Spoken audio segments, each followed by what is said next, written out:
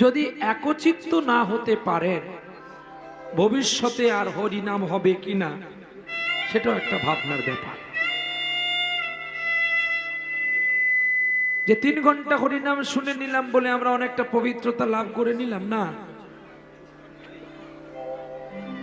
একজন মা সন্তান জন্ম দেয়, সেটা কুকুর হতে পারে, বিড়াল হতে পারে, গরু হতে পারে, ছাগল হতে পারে, মানুষ হতে পারে। শুধু জন্ম দিলে তাকে মা বলে না। যদি সন্তানের কর্মটাকে বেছে না দিতে পারা যায় তাহলে সেটাকে জন্ম বৃথা বলা হয়।